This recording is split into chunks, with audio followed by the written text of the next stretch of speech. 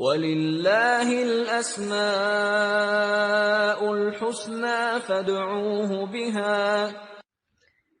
السلام علیکم ورحمۃ اللہ وبرکاتہ، نحمدہ ونصلی علی رسولہ الکریم، اما بعد فاعوذ باللہ من الشیطان الرجیم، بسم اللہ الرحمن الرحیم، رب اشرح لی صدری ویسر لی امری واحلل عقدۃ من لسانی یفقہوا قولی۔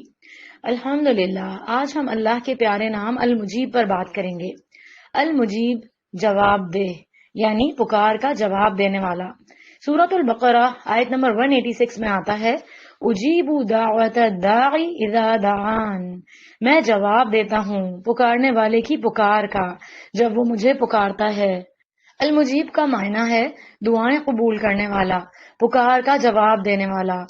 ہم سب انسان محتاج ہیں، ضرورت مند ہیں۔ ہمارے لیے ایک ایسی ہستی کا تعارف ضروری ہے کہ جو ہماری دعاؤں کو سنے، ہماری مدد کرے، ہماری بے قراری کو جاننے والا ہو، اس کو سن کر جواب بھی دینے والا ہو۔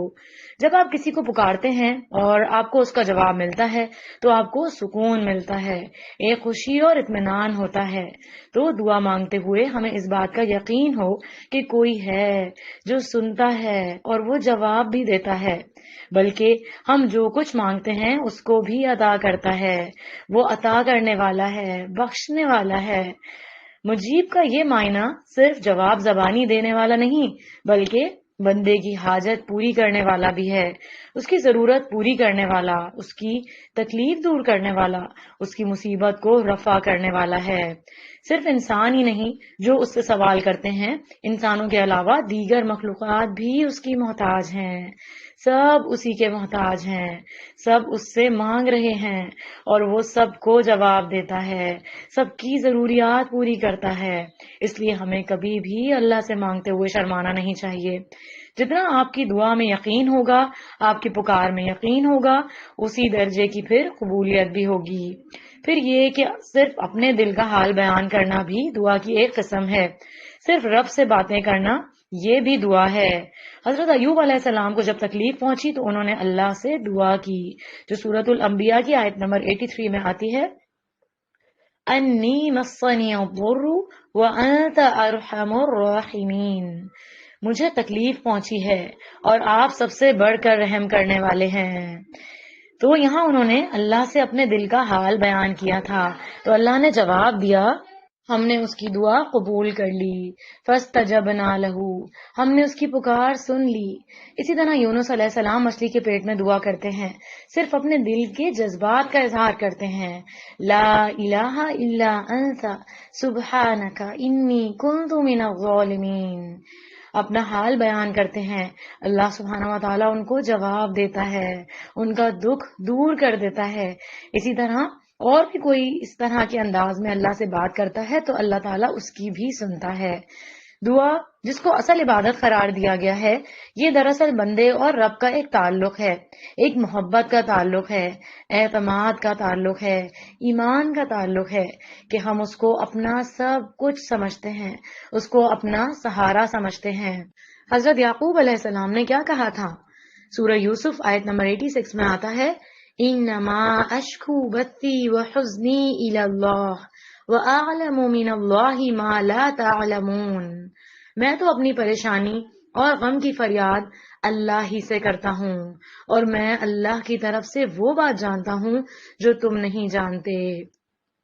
اس میں بھی انہوں نے کچھ مانگا نہیں تھا، صرف اپنے دل کا حال بیان کیا تھا، اپنا غم، اپنی تکلیف، اپنی کیفیت کا اظہار کیا تھا۔ دعا صرف سوال نہیں ہوتی، دعا اللہ سبحانہ و تعالیٰ کے ساتھ ایک بات چیت بھی ہوتی ہے۔ یاد رکھیے، اگر آپ کے دل میں کبھی شیطان یہ وسوسہ ڈالے کہ میری دعا تو قبول نہیں ہوگی تو پھر مانگنے کا فائدہ نہیں، یعنی آپ نے شیطان کی باتوں پہ کان نہیں دھرنے جو وسوسہ وہ ڈال رہا ہے۔ فائدہ ہی فائدہ ہے دعا مانگنے میں، کیونکہ دعا تو عبادت ہے۔ اس مانگنے پر آپ کو اگر کچھ بھی نہ ملے تو اجر عظیم تو ملتا رہتا ہے، کیونکہ اللہ سبحانہ و تعالیٰ کو یہ پسند ہے کہ بندہ اس سے مانگتا رہے۔ اللہ اپنے بندوں کی نہ صرف یہ ضروریات پوری کرتا ہے بلکہ ان کے ارادوں کو بھی پورا کر دیتا ہے، ان کی نیتوں کو بھی پورا کر دیتا ہے، اور ان کی ان خالص نیتوں پر بھی ان کو اجر عظیم عطا کر دیتا ہے۔ کتنا مہربان ہے نا ہمارا رب، سبحان اللہ. حضرت عمر بن عبدالعزیز نے 11 بیٹے چھوڑے تھے اور کوئی مال نہیں چھوڑا تھا ان کے لیے. تو کسی نے پوچھا کہ کچھ نہیں چھوڑا؟ تو انہوں نے کہا میں ان کے پاس اللہ کا تقوی چھوڑ رہا ہوں. اگر ان کے اندر تقوی ہوگا تو اللہ سبحانہ و تعالیٰ ان کی ساری ضروریات پوری کر دے گا. اور اگر تقوی نہیں اور میں ان کے پاس مال چھوڑ دوں تو یہ مال ان کو غلط کاموں میں مدد دے گا. یعنی کیا سیکھا ہم نے اس سے کہ مال کے ساتھ تقوی بھی انتہائی ضروری ہے تاکہ آخرت کی کامیابی مل سکے. تو میرا مال انہیں گناہ کے کاموں میں مدد دے تو مجھے اس میں کیا فائدہ ہوگا. کتنی عقل مندی کی بات کی تھی انہوں نے. بعض اوقات ایسا ہوتا ہے کہ جو دل میں پکارا ہوا ہوتا ہے آنکھوں میں آنسو جاری ہو جاتے ہیں اور زبان نہیں کھل رہی ہوتی اور الفاظ بھی نہیں مل رہے ہوتے، لیکن دل کچھ کہہ رہا ہوتا ہے. اور وہ دل کی کیفیات اور باتیں آپ کسی انسان کو بھی نہیں کہہ سکتے، زبان پہ لا بھی نہیں سکتے، لیکن اگر اس وقت آپ کا کنیکشن اپنے رب کے ساتھ اسٹرانگ ہے، مضبوط ہے، تو یقین جانیں آپ کا رب سن رہا ہوتا ہے، وہ جان رہا ہوتا ہے اور وہ آپ کی ضرورت پوری کر دیتا ہے. قرآن میں اللہ کا یہ نام قریب کے ساتھ آتا ہے، یعنی مجیب نام جو ہے اللہ تعالیٰ کا وہ قریب نام کے ساتھ آتا ہے. سورہ ہود آیت نمبر 61 میں ہے ان ربی قریب مجیب، میرا رب قریب ہے، جواب دینے والا ہے.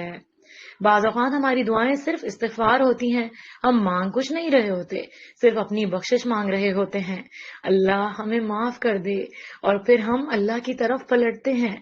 یعنی جو اللہ کے حق میں کمی کوتاہی کی ہوتی ہے اس کو پورا کرنے میں ہم لگے ہوئے ہوتے ہیں کہ اللہ ہمیں معاف کر دے.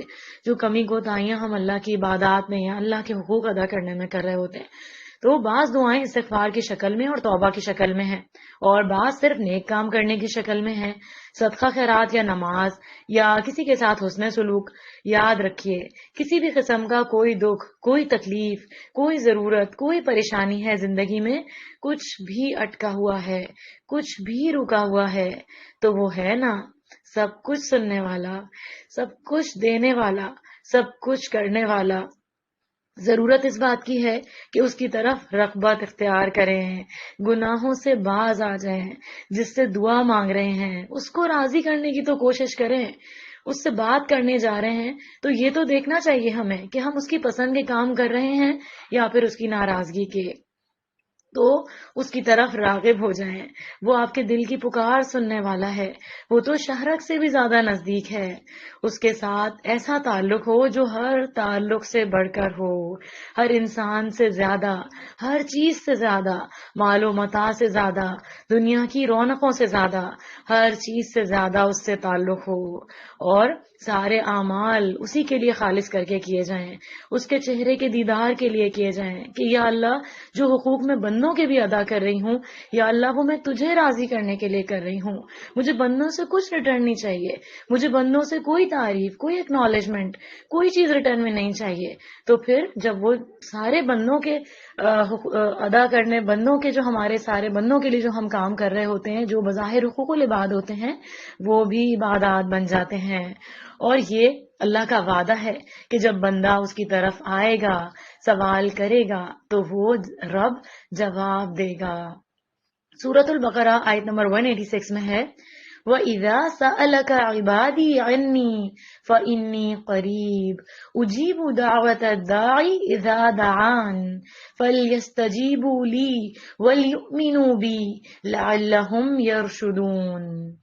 جب تم سے میرے بندے میرے بارے میں سوال کریں تو بے شک میں نزدیک ہوں، میں دعا کرنے والے کی دعا قبول کرتا ہوں. جب وہ مجھ سے دعا کرے تو انہیں چاہیے کہ میرا حکم مانیں اور مجھ پر ایمان لائیں تاکہ ہدایت پائیں. کتنے کلیئر الفاظ میں اللہ سبحانہ و تعالیٰ نے ہمیں بتا دیا ہے کہ ہمیں شرک سے باز آ جانا چاہیے اور خالص ہو کر صرف اللہ کو پکارنا چاہیے، کیونکہ وہ ہے نا سننے والا. اگر ہم اس کو نہیں پکار رہے اور اس کے ساتھ ایسی ایسی چیزوں کو پکار رہے ہیں جس کی اس نے اجازت نہیں دی، تو یہ تو اس کی ناراضگی والے کام ہو گئے. آپ خود سوچیں، جب دنیا میں بھی آپ کسی ہائر اتھارٹیز کے پاس جا کر کسی دوسرے کی تعریف کرتے رہیں جو اس کا حقدار نہیں ہے، تو اس ہائی پوسٹ والے پرسن کو کیسا محسوس ہوگا؟ وہ کیسا محسوس کرے گا کہ یہ اختیار تو صرف میرے پاس ہے، یہ مشکل تو اس بندے کی صرف میں دور کر سکتا ہوں، لیکن یہ تو مجھ سے ایک نیچے کمتر بالکل مخلوق کو پکار رہا ہے۔ تو شرک سے بچنے کا سب سے بڑا رول آف تھم یہ ہے کہ خالق اور مخلوق کے فرق کو پہچانا جائے۔ اللہ تعالیٰ خالق ہے اور اس کی صفت کے بارے میں ہم پہلے پڑھ چکے ہیں، باقی سب اس کی مخلوق ہیں، کوئی اس کے لیول پہ نہیں آ سکتا، وہ واحد ہے، تمام تعریفیں اسی کے لیے ہیں، سارے اختیارات صرف اسی کے پاس ہیں۔ تو ہدایت بھی اسی سے مانگنی ہے، دعا بھی وہی قبول کرے گا کیونکہ وہ قریب ہے، اس لیے وہ مجیب بھی ہے، وہ جواب بھی دیتا ہے کیونکہ وہی سن سکتا ہے ہماری ہر بات کو، ہر انکہی بات کو بھی۔ یہ بھی یاد رکھیے کہ بعض اوقات شیطان ہمیں یہ وسوسہ دلاتا ہے کہ تم نے بہت زیادہ گناہ کیے ہیں اور تم بہت خراب انسان ہو، تمہاری تو دعا قبول نہیں ہوتی۔ تو یاد رکھیے اللہ تعالیٰ سب کی دعا سنتا ہے اور دعا ایک ذریعہ بنتا ہے اللہ کی طرف پلٹنے کا۔ اللہ تعالیٰ انسان پر امتحان کیوں ڈالتا ہے، مشکلات کیوں ڈالتا ہے؟ تاکہ بندہ پلٹے، اللہ کی طرف آئے، اس کے ذریعے وہ ہمیں اپنے قریب کرتا ہے، اور جن چیزوں کے پیچھے ہم دوڑ رہے ہوتے ہیں ان کی محبت کم کرتا ہے ہمارے اندر سے۔ یاد رہے کہ ہر ایک کی دعا قبول ہوتی ہے، حتیٰ کہ کافر کی دعا بھی، اگر وہ مظلوم ہو، گناہ گار ہو۔ حدیث میں آتا ہے، مسند احمد کی روایت ہے، مظلوم کی دعا قبول کی جاتی ہے اگرچہ وہ گناہ گار ہی ہو، پھر بھی قبول ہوتی ہے، بس اس کا گناہ اس کے نفس پر ہے، یعنی اس کا گناہ اس کے اپنے اوپر ہے، اس کی سزا الگ مل جائے گی، لیکن اس پہ جو ظلم ہوا ہے اس کی وجہ سے اب مظلوم جو ہے وہ قریب ترین انسان ہے۔ پھر یہ یاد رہے کہ جو اللہ سے مانگتا ہے اللہ تعالیٰ ان مانگنے والوں کو بہت پسند کرتا ہے۔ پھر اسی طرح یہ ہے کہ اپنا جائزہ لیجئے کہ وہ کون سا کام ہے جو آپ کا رکا ہوا ہے، اٹکا ہوا ہے، اور اس میں آپ نے اللہ کو پکارا ہی نہیں، آپ نے اللہ سے دعا ہی نہیں کی، آپ بندوں سے ہی مدد مانگتے رہے۔ کتنی دفعہ ایسا ہوتا ہے نا، ہم اللہ کو تو بھول ہی جاتے ہیں اور خود سے یا لوگوں کے ذریعے مسائل کا حل نکالنے کی کوشش کرتے ہیں۔ اللہ تعالیٰ بندوں کو خالی ہاتھ لوٹانے سے بھی شرماتا ہے۔ حدیث میں آتا ہے، بے شک اللہ عز و جل کو اس بات سے حیا آتی ہے کہ اس کا کوئی بندہ اس کے سامنے ہاتھ پھیلا کر کسی خیر کا سوال کرے اور وہ ان ہاتھوں کو خالی لوٹا دے۔ یاد رکھیے کہ قبولیت کے درجے ہیں، یعنی ایک درجہ جیسے یہ ہے کہ جو مانگا ہے وہی مل جائے، ایک اور درجہ یہ ہے کہ جو مانگا ہے اس سے بہتر مل جائے، یا ایک اور یہ ہے کہ اس کے علاوہ کچھ اور مل جائے، یا ایک یہ ہے کہ کوئی مصیبت اس کے ذریعے ٹال دی جائے، یا آخرت کے لیے اس کا اجر محفوظ کر دیا جائے۔ دعا ان ساری کیٹیگریز میں کہیں نہ کہیں ضرور قبول کی جاتی ہے۔ ترمذی کی روایت میں آتا ہے کہ اگر کوئی شخص اللہ سے دعا کرتا ہے تو اس کی دعا ضرور قبول کی جاتی ہے، خواہ دنیا ہی میں اسے وہ چیز دے دی جائے یا آخرت کے لیے ذخیرہ بنا دی جائے، یا پھر اس کی دعا کی وجہ سے اس کے گناہوں کا کفارہ کر دیا جائے۔ گویا بعض دعائیں گناہوں کا کفارہ ہوتی ہیں، بشرط یہ کہ دعا کسی گناہ یا قطع رحمی کے لیے نہ ہو اور وہ انسان جلدی نہ کرے، یعنی انسان یوں کہے کہ میں نے اللہ سے دعا کی لیکن اللہ نے قبول نہیں کی، میری دعا نہیں قبول ہوئی، یہ جلد بازی ہے۔ یاد رکھیے کبھی اللہ تعالیٰ انسان کو وہی چیز دے دیتا ہے جو وہ مانگتا ہے، جیسے ابراہیم علیہ السلام نے کہا تھا۔ سورہ الصافات آیت نمبر 101 میں آتا ہے، ربی حبلی من الصالحین فبشرناہ بغلام حلیم، اے میرے رب مجھے نیک اولاد عطا فرما، تو ہم نے اسے ایک بردبار لڑکے کی خوشخبری سنائی۔ اسی طرح یہ ہے کہ اللہ کبھی مانگی ہوئی چیز سے بہتر بھی عطا کر دیتا ہے۔ سورہ آل عمران آیت نمبر 35 میں آتا ہے، اذ قالت امرأة عمران ربی انی نذرت لک ما فی وطنی محررا فتقبل منی انک انت السمیع العلیم۔ یہ بھی ایک دعا کی قسم تھی۔ یہاں مریم علیہ السلام کی والدہ نے سوال کوئی نہیں کیا، سب باتیں دل میں ہیں، لیکن زبان سے صرف نظر ماننے کی بات کی۔ اب جب بچہ پیدا ہوا تو ان کو توقع تھی کہ لڑکا پیدا ہوگا، لیکن اللہ نے بیٹی دے دی۔ تو اللہ نے مریم علیہ السلام سے جو کام لیا وہ کوئی مرد نہیں کر سکتا تھا. مریم علیہ السلام سے حضرت عیسیٰ علیہ السلام پیدا ہوئے. اسی طرح دعا کبھی آخرت میں ذخیرہ بھی ہو جاتی ہے، یعنی آخرت کے لیے ذخیرہ بھی کر دی جاتی ہے، اور جو آخرت میں ذخیرہ ہوتا ہے وہ انسان کے لیے بہت ہی بڑے فائدے کا ہے. یہ انسان کو اس وقت دنیا میں سمجھ میں نہیں آ رہا ہوتا. کبھی مانگی ہوئی چیز کے بدلے کوئی تکلیف دور ہو جاتی ہے، وہ چیز تو نہیں ملتی لیکن کوئی اور بلا ٹل جاتی ہے جو اس وقت کے لیے زیادہ امپورٹنٹ ہوتی ہے انسان کے لیے. لیکن انسان کو صرف یہ نظر آتا رہتا ہے کہ میری تو دعا قبول نہیں ہوئی، اور انسان جو ہے وہ شکوے شکایات کرنے لگتا ہے. ہمیشہ یاد رکھیں اللہ تعالیٰ کا وعدہ ہے لئن شکرتم لازیدنکم، کہ اگر تم شکر کرو گے تو میں تمہیں اور زیادہ دوں گا.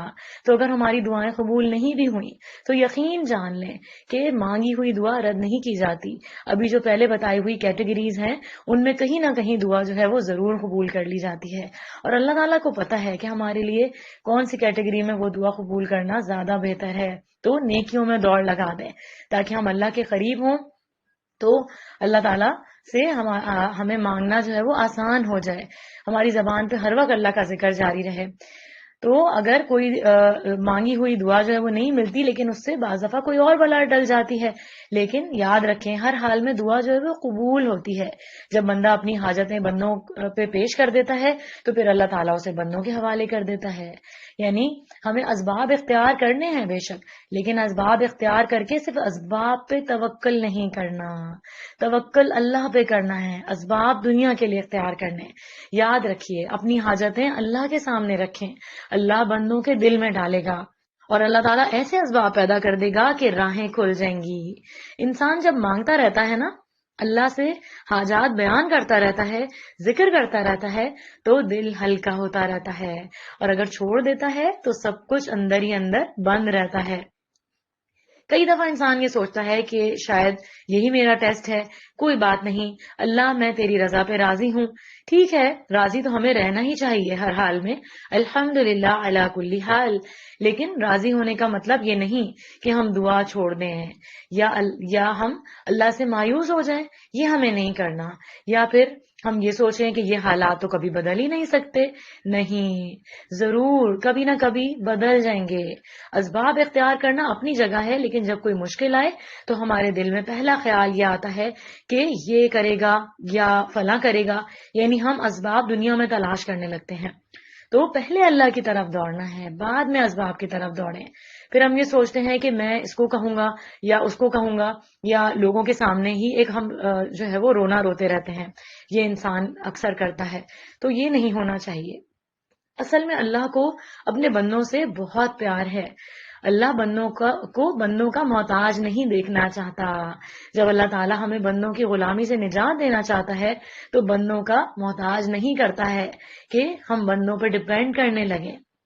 بڑی عمر میں جا کے بھی زکریا علیہ السلام نے پر امید ہو کر اللہ سے دعا کرنا نہیں چھوڑی.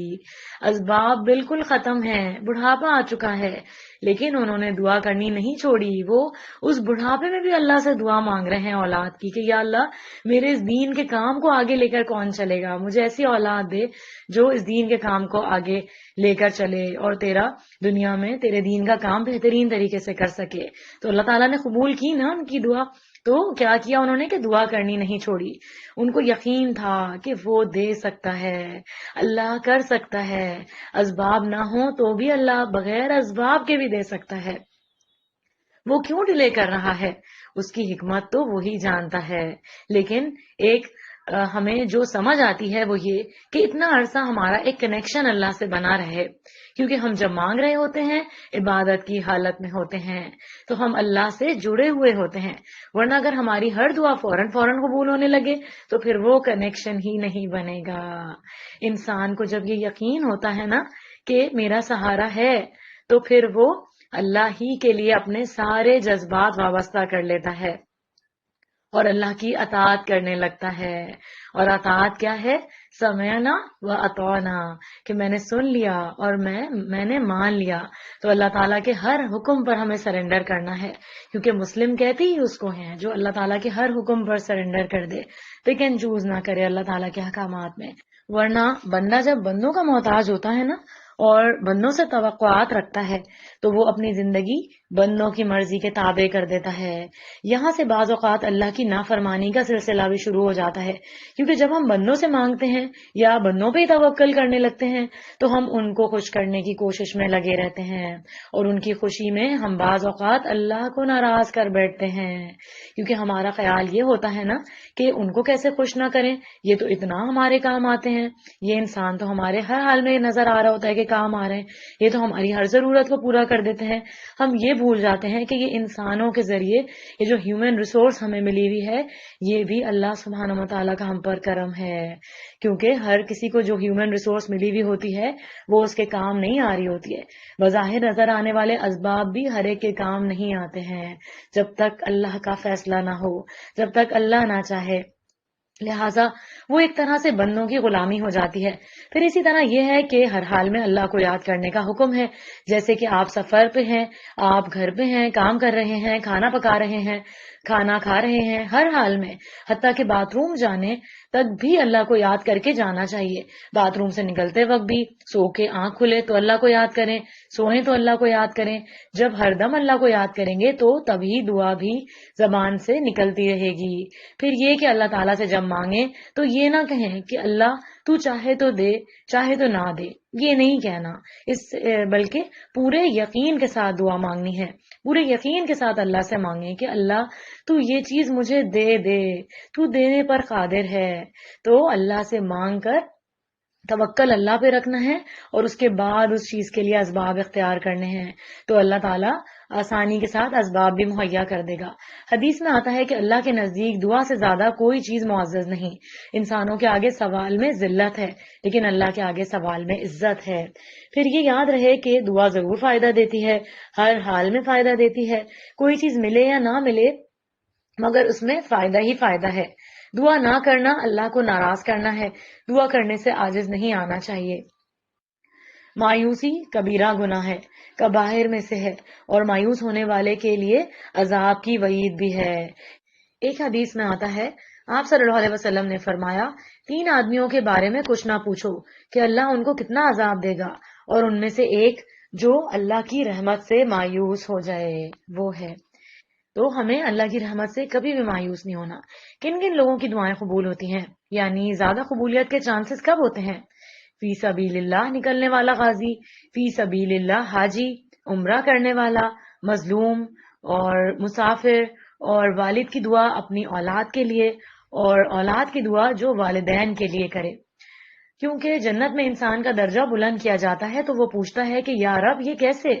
تو بتایا جاتا ہے کہ تمہاری اولاد کے تمہارے حق میں استغفار کے سبب وہ تمہارے لیے دعا کر رہی ہے۔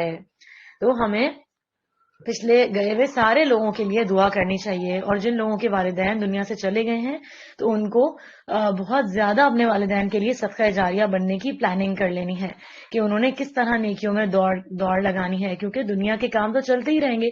تو آپ کی زندگی میں کبھی بھی کوئی ٹائم ایسا نہیں آئے گا کہ زندگی میں سارے ہی کام نمٹ جائیں اور پھر ہم اللہ کی بات، قرآن اور صحیح حدیث سمجھنے کے لیے نکلیں، یا اس کو ہم سمجھنے کی کوشش کریں، یا نیک کاموں میں دوڑ لگائیں جو ہمارے پچھلے گئے ہوئے لوگوں کے لیے صدقہ جاریہ ہو۔ ہمیں انہی 24/7 میں سے ٹائم نکالنا ہے، یہی دن کے 24 گھنٹے ہیں اور ہفتے کے 7 دن ہیں، انہی میں سے پلاننگ کر لیں۔ تو ان میں دعا بہت زیادہ کرنی ہے ہمیں، کہ دعا بہت زیادہ قبول ہوتی ہے۔ جن کے جو بھی لوگ دنیا سے چلے گئے ہیں اپنے، تو ان کے لیے وہ دعا بہت زیادہ کریں اور دعائے استغفار بہت زیادہ کریں۔ اسی طرح یہ ہے کہ کسی کی غیر موجودگی میں اس کے لیے دعا کرنے والا، اس کی بھی دعا قبول ہوتی ہے، اور اس کے لیے ویسا ہی ملنے کی دعا بھی فرشتہ کرتا ہے، کہتا ہے کہ تجھے بھی یہی ملے۔ یعنی ہم جو بھی دعا کر رہے ہوتے ہیں اس کا سب سے زیادہ فائدہ ہمیں خود ہوتا ہے۔ پھر اسی طرح روزے دار کی دعا، ہر دن اس کی کوئی نہ کوئی دعا ضرور قبول ہوتی ہے۔ پھر اسی طرح کثرت سے اللہ کا ذکر کرنے والا شخص، اس کی دعائیں بھی بہت قبول ہوتی ہیں، اور عادل حکمران کی دعا وہ بھی بہت قبول ہوتی ہے۔ پھر اسی طرح خوشحالی میں اللہ سے مانگنے والا جب تکلیف میں مانگتا ہے تو اس کی تکلیف جلدی دور کر دی جاتی ہے۔ پھر وضو کر کے اللہ کا ذکر کر کے سونے والا جب رات کو دعا کرتا ہے تو اس کی دعا بھی قبول کی جاتی ہے۔ کچھ لوگ ایسے ہیں جن کی دعائیں قبول نہیں ہوتی، اور ان میں سے ایک وہ ہیں جو نیکی کا حکم نہ دیں اور برائی سے نہ روکیں۔ تو ہمیں اس کیٹیگری میں نہیں آنا۔ ہم نیکی کا حکم کیسے دیں گے اور برائی سے کب روکیں گے؟ یہ کام ہم جب ہی کر سکتے ہیں جب ہم علم حاصل کریں گے۔ اسی طرح اس عورت کی دعا قبول نہیں ہوتی جو زنا کرتی ہے اور زنا کے ذریعے پیسے کماتی ہے۔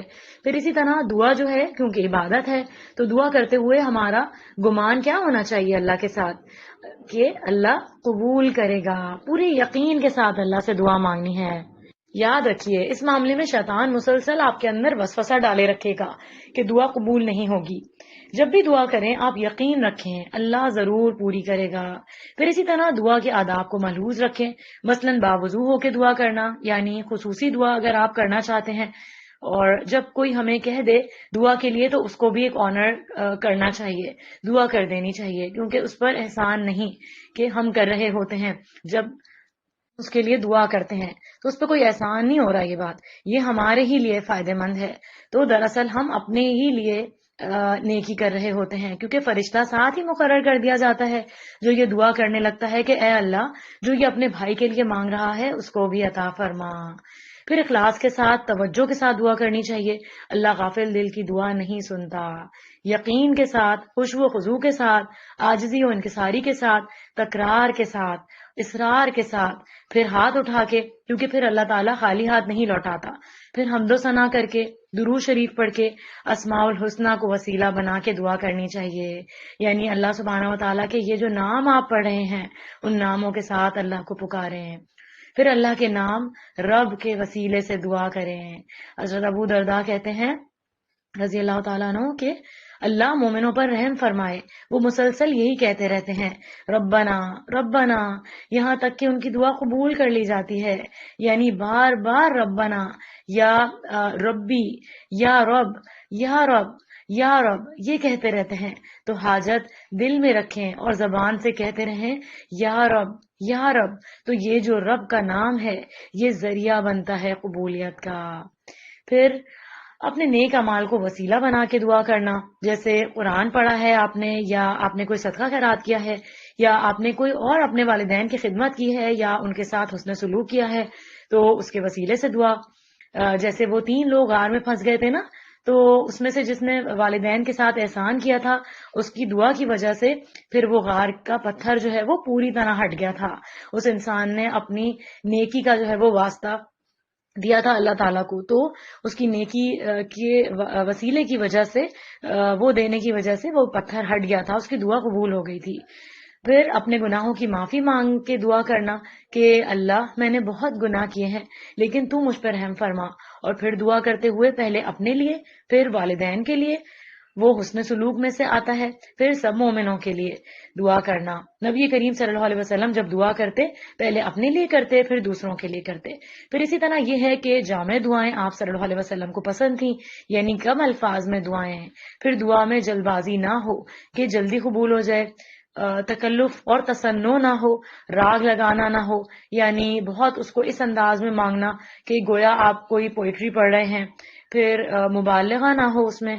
پھر اسی طرح یہ کہ ہمیں منع کیا گیا کہ اپنے لیے بد دعا نہ کریں، اپنے گھر والوں کے لیے کسی کے لیے بد دعا نہ کریں۔ اس کا نقصان کیا ہوگا؟ جب کسی کے لیے انسان بد دعا کرتا ہے نا تو بعض لوگ دھمکیاں دے رہے ہوتے ہیں بد دعاؤں کی، لوگوں کو بلیک میل کرتے ہیں، تو اس سے ڈرنا نہیں چاہیے، کیونکہ اگر آپ نے ظلم کیا ہی نہیں، کوئی غلط کام کیا ہی نہیں تو وہ بد دعا اسی پر پلٹ جائے گی، آپ فکر ہی نہ کریں۔ اسی طرح قطع رحمی یا گناہ کی دعا نہیں کرنی چاہیے۔ پھر اسی طرح قبولیت کے اوقات میں دعا مانگنے کی کوشش کریں۔ وہ کون سے اوقات ہیں قبولیت کے؟ رات کا آخری حصہ، تہجد کا وقت۔ نبی کریم صلی اللہ علیہ وسلم نے فرمایا تمام اوقات سے زیادہ بندہ پچھلی رات میں اپنے رب سے زیادہ قریب ہوتا ہے۔ اسی طرح ظہر کی جب اذان ہو جاتی ہے نا اس کے بعد بھی آسمان کے دروازے کھلتے ہیں، وہ بھی قبولیت کا وقت ہوتا ہے۔ پھر رمضان کے مہینے میں ہر دن ہر رات، اور لیلۃ القدر کی رات، عرفہ کا دن، پھر اذان اور اقامت کے بیچ کا وقت، اذان کو سن کے جواب دے کے دعا کرنا، یہ تو ہمیں کتنی دفعہ روز میسر آتا ہے وقت، اور کتنے ان میں سے ایسے کام ہیں جو ہم ڈیلی بیسس پہ کر سکتے ہیں۔ سجدے میں دعا کرنا، کیونکہ انسان سب سے زیادہ اللہ کے قریب ہوتا ہے سجدے کے وقت، فرض نماز کے بعد دعا قبول ہوتی ہے، اور اپنی زبان کو دوسروں کی برائیوں سے، طعنوں سے اور گناہوں سے پاک رکھیں تو اللہ تعالیٰ اس زبان کی دعا بھی انشاءاللہ قبول فرمائے گا۔ دوسروں پہ تہمتیں لگانا، دوسروں کو اپنی زبان سے تکلیفیں پہنچانا، یہ کام چھوڑنا ہے ہمیں۔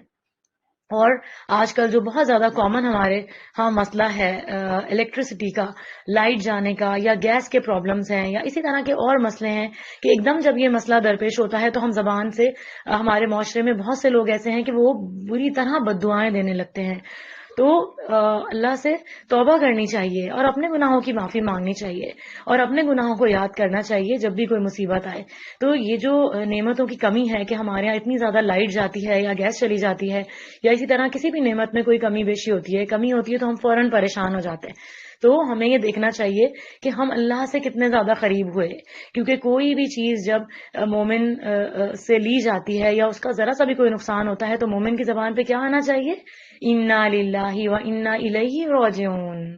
فوراً زبان سے یہ نکلے، کہیں ٹھوکر لگے، کوئی چیز ٹوٹے، لائٹ چلی جائے، گیس چلی جائے، کوئی چیز مل جائے، کچھ بھی ہو، مومن ہر حال میں اللہ کا فرما بردار رہتا ہے۔ تو اللہ تعالیٰ پھر مومن کی انشاءاللہ دعا جو ہے وہ رد نہیں کرتا، وہ کسی نہ کسی ایسپیکٹ میں، کسی نہ کسی کیٹیگری میں جو بھی ہم نے آج پڑھی ہیں اس میں قبول انشاءاللہ ضرور ہوتی ہے۔ رسول اللہ صلی اللہ علیہ وسلم سے پوچھا گیا کون سی دعا زیادہ قبول ہوتی ہے؟ آپ صلی اللہ علیہ وسلم نے فرمایا رات کے آخری حصے میں اور فرض نمازوں کے بعد مانگی جانے والی دعا۔ تو ہم میں سے کتنے لوگ ہیں جو ہر وقت وظیفوں کے چکروں میں لگے رہتے ہیں؟ تو وظیفے وہ والے کر لیں جو رسول اللہ صلی اللہ علیہ وسلم نے بتا دیے، اور یہ ڈیلی بیسس پر کیا جاتا ہے۔ کوئی ایسی چیزیں آپ صلی اللہ علیہ وسلم سے ثابت نہیں ہیں کہ کروڑوں دفعہ ایک دفعہ یہ بیٹھ کے پڑھ لو تو بس یہ زندگی بھر کے لیے کافی ہو جائے گا۔ آپ دیکھیں صحیح حدیث میں، قرآن میں جتنی بھی چیزیں آتی ہیں وہ ڈیلی بیسس پہ کرنے والی ہوتی ہیں۔ تو اللہ تعالیٰ کو دوام پسند ہے، اللہ تعالیٰ کو کوانٹیٹیز نہیں چاہیے ہم سے کہ ہم نے 1 کروڑ دفعہ یہ پڑھ لیا، اتنی لاکھ دفعہ یہ پڑھ لیا۔ اللہ تعالیٰ کو ہمارا کانسٹنٹ عمل چاہیے، ڈیلی بیسس پہ کیے جانے والا عمل چاہیے۔ تو بتا دیا گیا سب سے بڑا وظیفہ کیا ہے؟ تہجد کے وقت مانگی ہوئی دعا۔ کس کو کون چاہتا ہے؟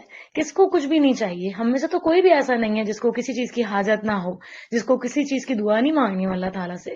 تو آپ صلی اللہ علیہ وسلم کے ذریعے اللہ تعالیٰ نے بتا دیا، اللہ تعالیٰ خود کہتا ہے اس وقت آ کے کہ مجھ سے مانگو، کیا چاہتے ہو، کیا مانگنا چاہتے ہو۔ تو اس وقت اگر ہم دعا نہ کریں اور پھر دن بھر ہم بندوں کے سامنے اپنی رودات پیش کرتے رہیں تو پھر تو ایسے تو دعائیں ہماری نہیں قبول ہونے والی۔ تو ہمیں دعاؤں کی قبولیت کے اوقات کو، ان کی ٹرمز اینڈ کنڈیشنز کو، ان کے رولز اینڈ ریگولیشنز کو جاننا ہے۔ اللہ تعالیٰ نے ہمیں کیا کیا باتیں رسول اللہ صلی اللہ علیہ وسلم کے ذریعے سکھائی ہیں۔ قرآنی اور مسنون دعاؤں کو حفظ کر لیں، پوائنٹس پہ یاد کر لیں، ہر بات پہ جو کوئی ذکر ہو فوراً ہمیں ایک دعا یاد آنی چاہیے، کیونکہ کوئی ایسا پرابلم نہیں ہے جس میں ہمیں رسول اللہ صلی اللہ علیہ وسلم نے کوئی دعا نہ سکھائی ہو۔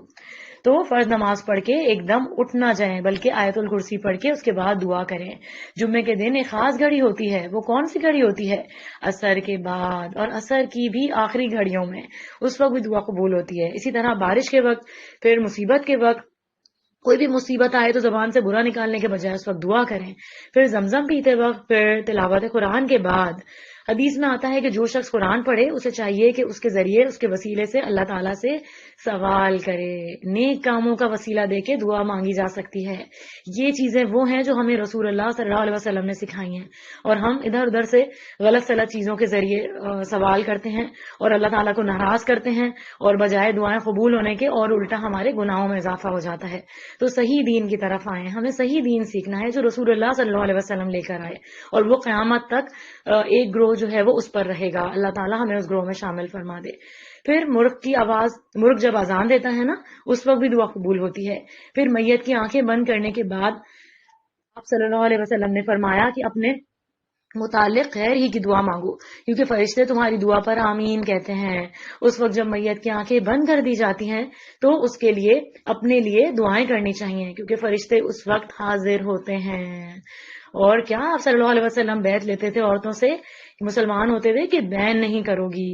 تو زبان سے سب سے زیادہ عورتیں جو ہیں ان کے اندر یہ عادت پائی جاتی ہے کہ زبان سے برا غم میں زیادہ وہ نکالتی ہیں، تو غم میں جو ہے وہ اپنی زبان کو کنٹرول میں رکھ کے اور اس سے دعائیں زیادہ سے زیادہ کرنی ہیں۔ نبی کریم صلی اللہ علیہ وسلم نے فرمایا جب تم مریض یا میت کے پاس جاؤ تو اس کے کس کے مریض یا میت کے پاس تو اچھی بات کہو، کیونکہ فرشتے تمہاری بات پہ آمین کہتے ہیں۔ جب کوئی بات کریں اچھی بات منہ سے نکالیں، اور اگر بچے بھی کوئی ایسی بات کر رہے ہیں نا تو ان کو اس سے روکیں۔ ایسا نہیں کہتے کہ بعض اوقات ایسا ہوتا ہے کہ آپ گاڑی میں بیٹھے ہیں یا کہیں بھی بیٹھے ہیں تو بچے بعض دفعہ بڑی الٹی سیدھی باتیں کہنا شروع کر دیتے ہیں کہ دیکھنا یہ گاڑی دوسرے سے ٹکرا جائے گی، یا پلین میں تو یہ پلین کریش ہو جائے گا۔ تو کبھی بھی بری بات زبان سے نہیں نکالنی چاہیے۔ ایسی باتیں عام روزمرہ زندگی میں بھی جو ہے وہ ہمیں ان باتوں کا خیال رکھنا چاہیے کہ ہمیں خیر کی بات منہ سے نکالنی ہے، بری بات نہ نکالیں۔ کسی کو خواب سن کے اس کی اچھی تعبیر دیں، خواہ خطرناک خواب بھی ہو تو آپ اس کو پہلے تسلی دیں کہ فکر کی بات نہیں، سب خیر ہوگی۔ اور پھر یہ کہ اس نام کے ساتھ خوب خوب دعائیں کریں، یا مجیب ہو یا قریب ہو، نیک اعمال کے وسیلے سے دعا کریں، اللہ سبحانہ و تعالیٰ دعائیں قبول فرمائے گا۔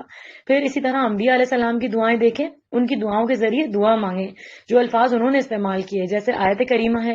پھر اسی طرح ربی انی لما انزلت الی من خیر فقیر، یہ سب لڑکیوں کو دعا مانگنی چاہیے۔ یہ دعا کس کے لیے ہے؟ شادی کے لیے۔ موسیٰ علیہ السلام نے یہ دعا مانگی تھی، جو ہی انہوں نے دعا مانگی اسی وقت ان کے نکاح کا بھی انتظام ہو گیا، گھر کا بھی ہو گیا، جاب بھی مل گئی، سب کچھ مل گیا۔ ان تین چیزوں کے علاوہ کوئی چیز ہے؟ پھر اسی طرح مشکل حالات میں، پریشانی کے دنوں میں، جیسے احد کے دن میں مسلمانوں نے دعا کی تھی، پھر بدر کے دن مسلمانوں نے دعا کی تھی، سخت تکلیف کی حالت میں موسیٰ علیہ السلام نے فرعون کی قوم کے مقابلے میں دعا کی، نوح علیہ السلام نے اپنی قوم کے مقابلے میں دعا کی، ان سب کی دعائیں قبول ہوئیں۔ پھر اسی طرح عام مسلمانوں کے لیے بھی۔ پھر کچھ لوگ ایسے ہوتے ہیں جو مستجاب دعا ہوتے ہیں، مستجاب الدعوات ہوتے ہیں، پھر اسی طرح ایسی دعا سے پناہ مانگنی چاہیے جو قبول نہ ہو۔ اللہم انی اعوذ بک من علم لا ينفع ومن قلب لا يخشع ومن نفس لا تشبع ومن دعاء لا يسمع۔ اے اللہ، میں اس علم سے تیری پناہ مانگتی ہوں جو مفید اور نفع بخش نہ ہو، اس دل سے جس میں اللہ کا ڈر نہ ہو، اس نفس سے جو سیر نہ ہو، اور اس دعا سے جو قبول نہ ہو۔ اللہ سبحانہ و تعالی ہم سب کی جائز دلی مرادیں دعائیں قبول فرمائے جو ہم سب کے حق میں بہترین ہوں اور ہمارے لیے آخرت کے اعتبار سے بھی بہترین ہوں، اور ہم سب کے دلوں کی نیک نیتیں اور ارادے پوری کرے۔ آمین یا رب العالمین۔ وآخر دعوانا ان الحمد للہ رب العالمین۔ سبحانک اللہم وبحمدک، اشہد ان لا الہ الا انت، استغفرک واتوب الیک۔ السلام علیکم ورحمۃ اللہ وبرکاتہ۔